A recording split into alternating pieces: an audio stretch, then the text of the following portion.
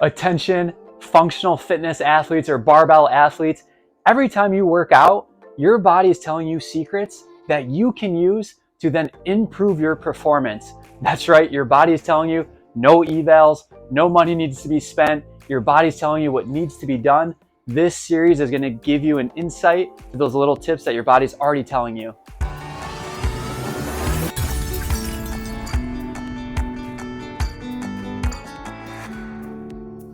You walk into the gym right out of your work day, you're excited, you got a leg day coming up, big squat day, you're starting to warm up, you go to squat and your body is telling you a secret. Your knees are louder than the music that's playing. What's creating that noise? And then most importantly, what can you do to start to minimize that noise? You'll find out in this video. So let's start with what is that noise that you hear, and that noise is not abnormal. In fact, research has shown that it's abnormal if your knees are not making noises. In any case, what's causing this? Your body's a bunch of tissue stacked on top of each other that slides back and forth when you move. If the tissues don't have enough fluid to overcome the friction, the slip-stick phenomenon occurs. The longer we've been sitting or not moving, the greater the friction, meaning the greater noise may be heard when you first get up to move. When you move, you start moving, you start warming up, more fluid and blood supply is brought to that area, which improves the movement.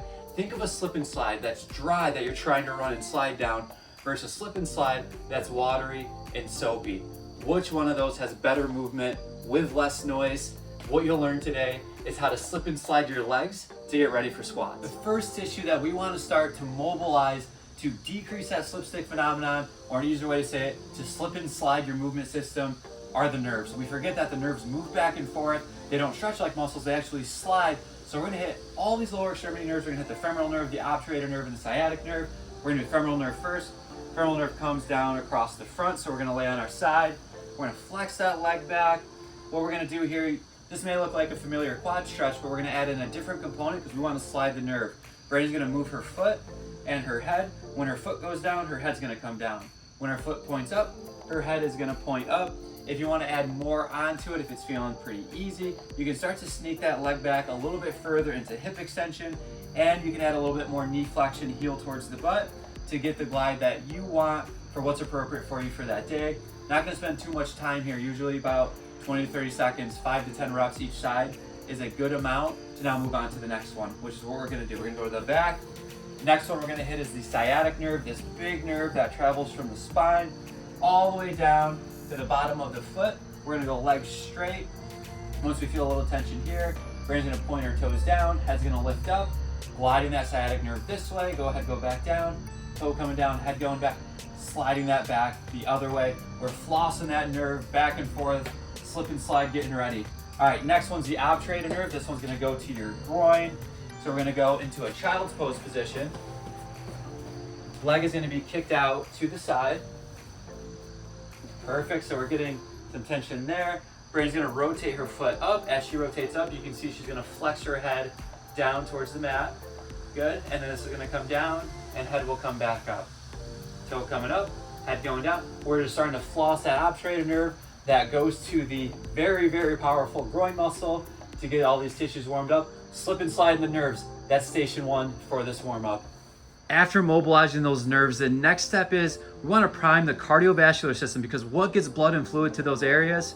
The heart. And how does it know where to go? Well, we got to start moving those areas. So what we're going to do is actually a circuit. Brandy has a band attached to the rig. She's going to use that for assistance to do some squats, because that's the pattern that we're after. Now, she's stiff from sitting all day. She's not going to be going full depth yet. She's going to lightly work into that range of whatever she feels comfortable.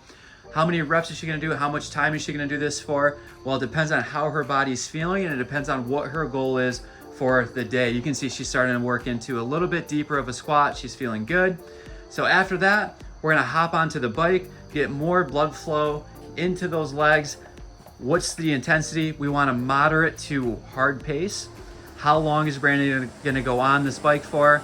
Well, again, it depends on what she wants to do for the day. If she's doing 12 rep max or 15 reps, these higher sets, we're gonna spend a little bit more time on the bike at a lower intensity. If she's going for a bigger lift, it's 1 rep max day, it's 3 rep max day, she's gonna be on the bike less time, but with a higher intensity. So that's good. All right, Brandy, go ahead, hop off the bike. You can repeat that a few times or a couple times just to get the legs warmed up. Next, you're gonna move into the next level, activating the nervous system, priming using some post-activation potentiation. We're gonna be doing some squat jumps, again, band assisted. Start with a depth that you feel comfortable with. As you start working into it, you can get lower and lower. Again, how many reps, how much time, completely up to you. Just make sure it's specific to the demands of your workout for that day. Good, and then we're gonna hop on the bike one more time. You know what's gonna happen here.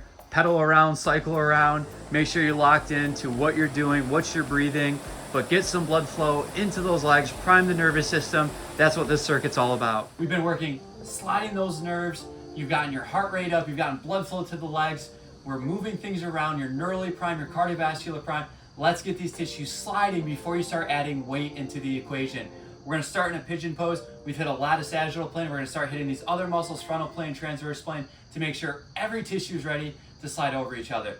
So pigeon pose here. We're gonna go ahead, lean down, elbow down to the ground, come back up. You're gonna swing this back leg around into a squat. That back leg will pop up. You're gonna land in a squat right here. Maybe you're not ready for this step. You can sneak up here a little bit. If it feels okay, sit back down here.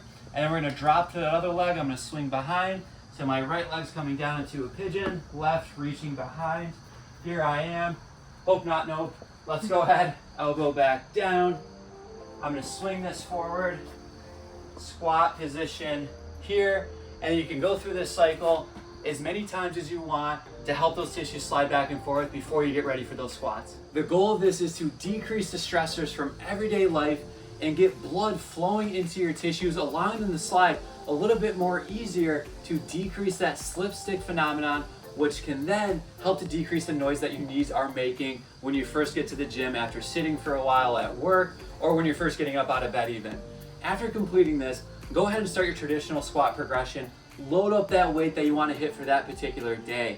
If you are enjoying this content, please make sure to share, subscribe, comment below. We are here to empower hope to those plagued by nope. If your knees are telling you nope, this is just a slight glimpse into what we can do to replace that nope with hope.